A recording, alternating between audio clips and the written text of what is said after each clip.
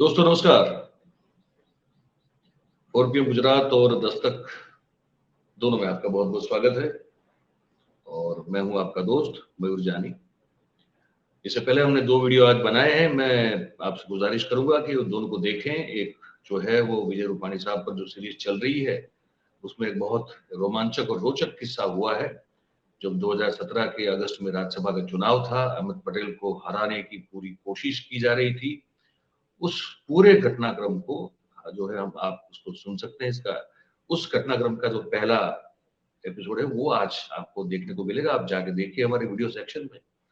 और फिर एक दूसरा एक रोमांचक ये खबर ये भी है कि कितने सांसदों का पत्ता कट सकता है और कितने को फिर से टिकट मिल सकती है 2024 के लोकसभा चुनाव में। वो वाला वीडियो भी हम आपसे गुजारिश करेंगे कि आप जाके देखें वीडियो सेक्शन पेज को भी। और ये जो हमारे जितने भी मित्र अभी जुड़े हैं उन सबसे भी एक गुजारिश है कि आप जैसे अभी उसको देख रहे हैं तो देखते देखते ही जो है अगर आप इसको हो सके उतना जो है शेयर कर दें अपने दोस्तों में, अपने सर्कल में, तो ज्यादा से ज्यादा लोगों तक हम अपनी बात पहुंचा पाएंगे। और कमेंट अभी भी कर सकते हैं। जैसे कार्यक्रम शुरू हुआ है तो अगले हमारे जो भी कार्यक्रम देखे उस पर भी आप कमेंट कर सकते हैं। ठीक है, तो ये एक तो मामला है। अब जो हम आपको खबर बताने जा रहे हैं वो ये है कि एक कहा जाता है ना, हम भी हमेशा कहते हैं कि भारतीय जनता पार्टी जो है वो प्रचार और प्रसार पर जंग जीतने वाली पार्टी है।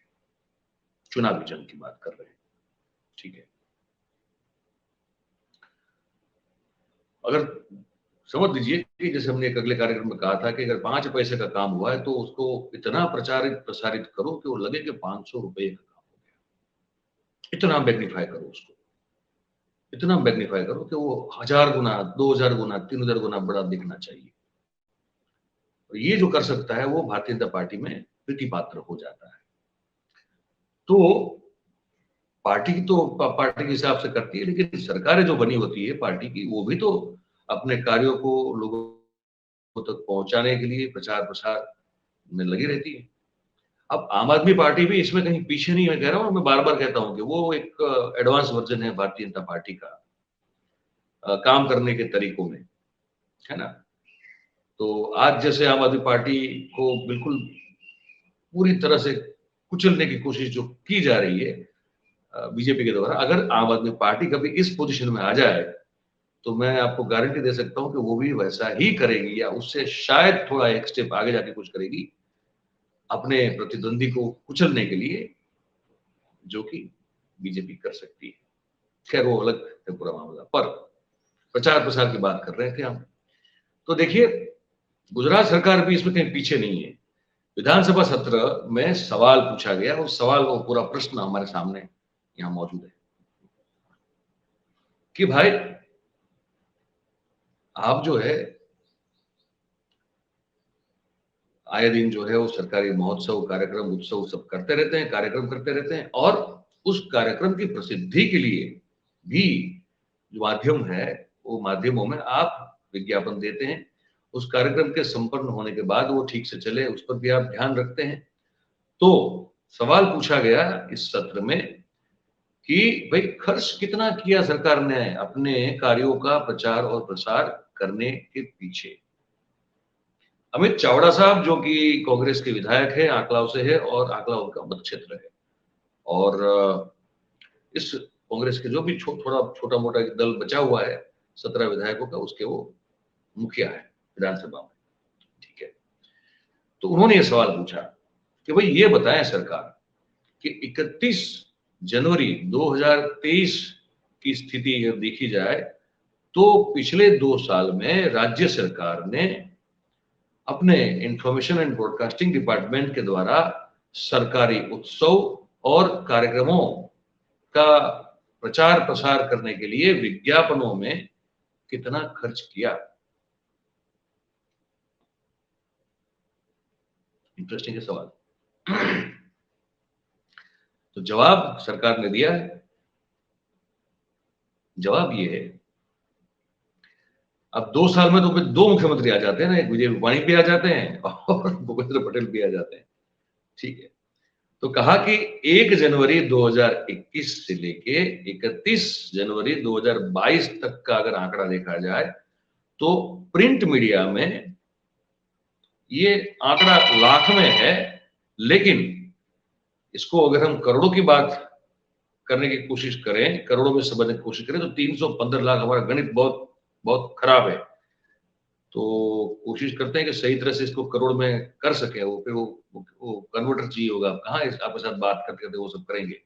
तो मुझे लगता है कि 31 साढ़े 31 करोड़ रुपया जो है वो प्रिंट मीडिया के बीच में खर्च किया गया विज्ञापनों के पीछे, और इलेक्ट्रॉनिक मीडिया में 11.5 करोड़ रुपए का खर्च हुआ। तो कुल हुआ 43 करोड़ खर्च एक जनवरी 2021 से लेके 30 जनवरी 2022 तक। अच्छा, अब समय बदल चुका था, रूपाणी साहब टाटा बाय बाय हो चुके थे, भूपेंद्र पटेल साहब आ चुके थे, और फिर चुनाव का भी वर्ष था, है ना।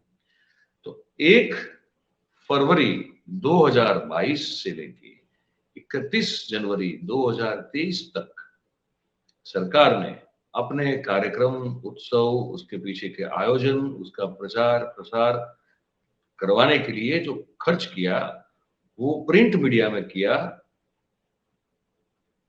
आपको बताऊं मैं, ये है